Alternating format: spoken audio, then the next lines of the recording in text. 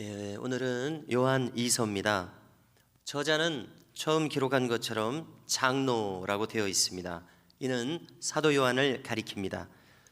이 장로라고 하는 말은 초대교회의 원로라는 말이죠. 또 어른이라는 뜻입니다. 신앙의 지도자라는 의미입니다.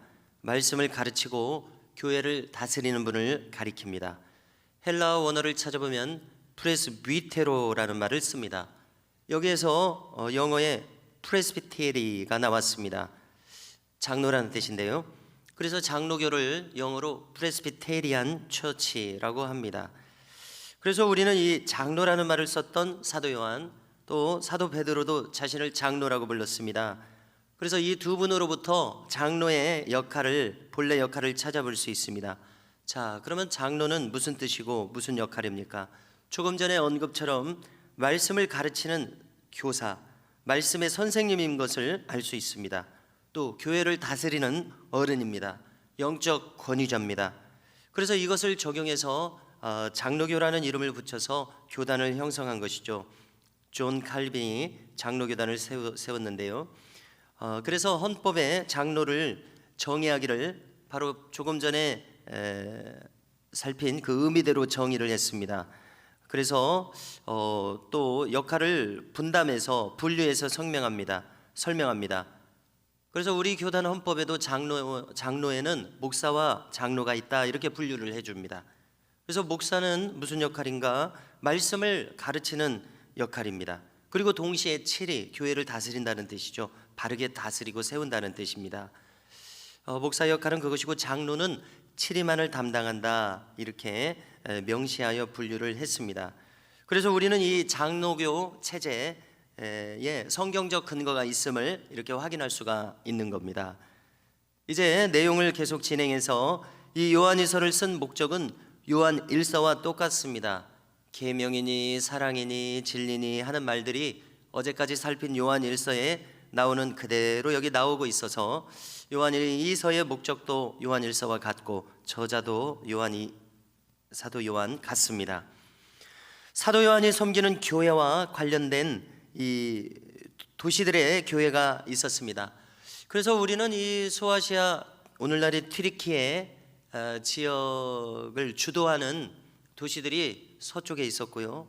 우리나라로 치면 인천과 같은 위치에 에베소가 있는데 에베소를 중심으로 해서 본토인 로마 제국, 그 로마, 오늘날의 이탈리아, 거기와 이제 튀르키예 이 광활한 지역을 교통 또 군사 정치 여러 가지 요지로서 에베소가 수도 서울과 같은 그런 역할을 한다는 것을 우리가 살필 수가 있고요. 그래서 사도 요한이 이 에베소를 중심으로 해서 교회 공동체를 세워서 신앙생활을 하고 있었습니다.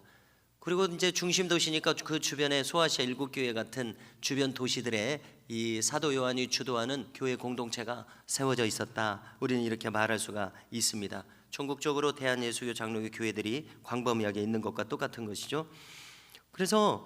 그런데 이 문제는 사도 요한이 섬기는 이 초대교회 추후 80년에서 100년 사이에 초대교회에 이 교회 안에 이단이 발생한 것입니다.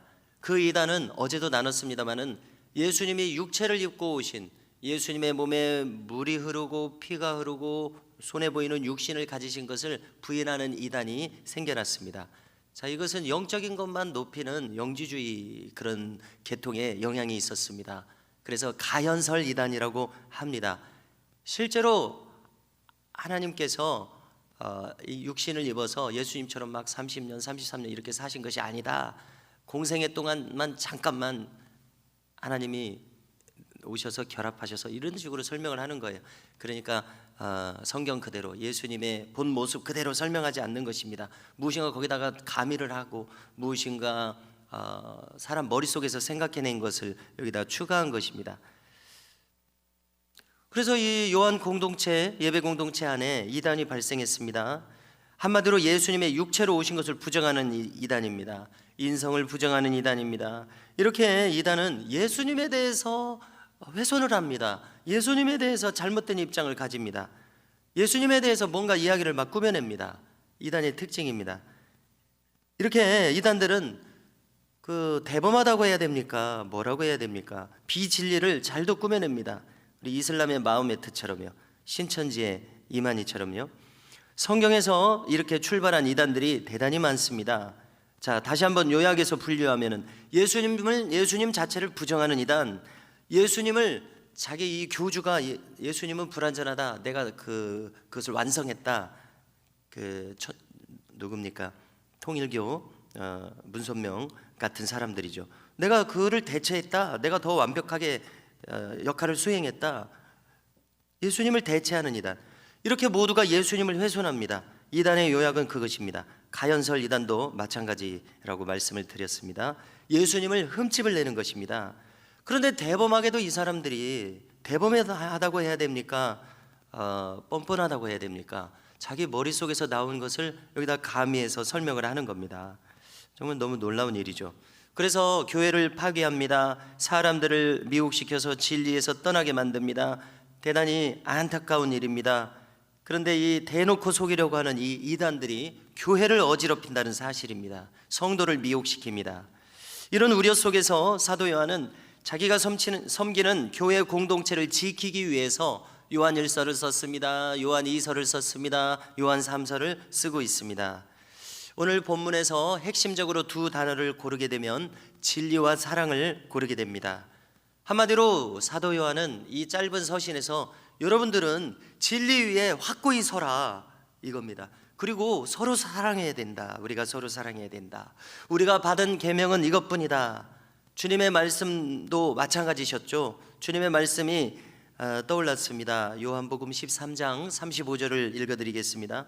너희가 서로 사랑하면 이로써 모든 사람이 너희가 내 제자인 줄 알리라, 이렇게 말씀하셨습니다. 그래서 같은 진리 안에서 함께 있는 이 예배 공동체는 서로 사랑의 공동체입니다. 왜 그렇습니까? 옆에 있는 사람이 인격이 좋아서, 옆에 있는 사람이 나에게 친절하기 때문에, 이런 것은 이유가 아닙니다. 서로 사랑할 이유가 아닙니다. 서로 사랑할 이유는 진리 안에서 있기 때문에, 진리 안에서 있으니까 서로가 존경스럽고, 진리를 행하시는 분이니까 이분을 내가 가까이 하고 싶고 닮고 싶고 또 사랑하고 싶고, 이런 의미에서 서로 사랑이라고 저는 확고히 믿고 있습니다. 자, 이단자들을 지금 거론했죠. 이단자들은 이 서로 사랑에서 이탈한 자들입니다. 같은 진리가 있어야 서로 사랑할 수가 있죠. 이단도 사랑할 수는 없거든요. 안타까이 여기지만은요, 그들은 거짓 가르침을 지어냈습니다. 그리고 이단의 특징은 자기 살자고 이 모든 일을 벌입니다. 자기 중심적으로. 그래서 자기를 따르는 사람들, 그들을 교인이라고 해야 됩니까? 그들을 이용하는 것이죠. 그들이 가진 자산들을 이용하는 것입니다. 그래서 악인들입니다. 그래서 우리는 성경에서 이단자들도 뭔가 정상을 참작해야 되지 않나? 뭔가 진리를 추구하니까 참작해야 되지 않나? 이렇게 우리는 생각할 수가 있습니다. 그러나 성경은 명시합니다. 이들이 구원을 받을 수 없다고 명시하고 있음을 우리가 유념해야 하겠습니다.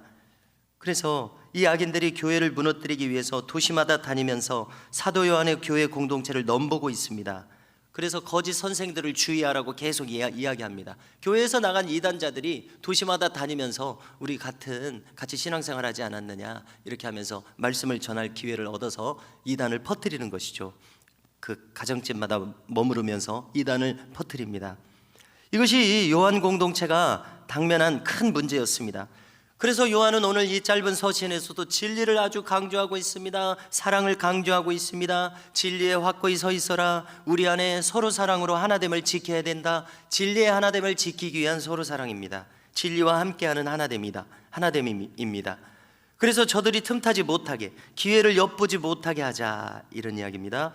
자, 그래서 만일 오늘날도 우리 교회 안에 진리와 사랑으로 확고한 하나됨이 있다면은 신천지와 같은 이단들이 들어와서 혀를 차고 떠나갈 수밖에 없을 것입니다.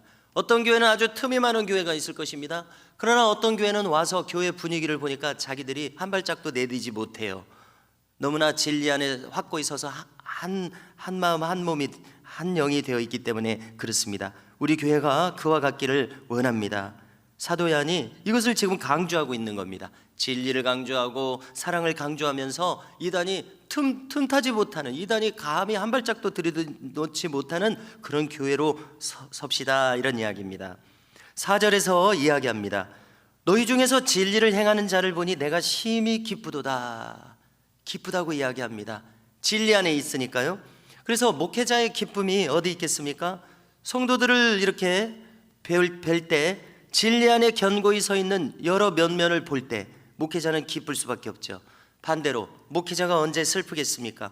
성도들이 진리를 가벼이 여기는 모습을 볼 때입니다.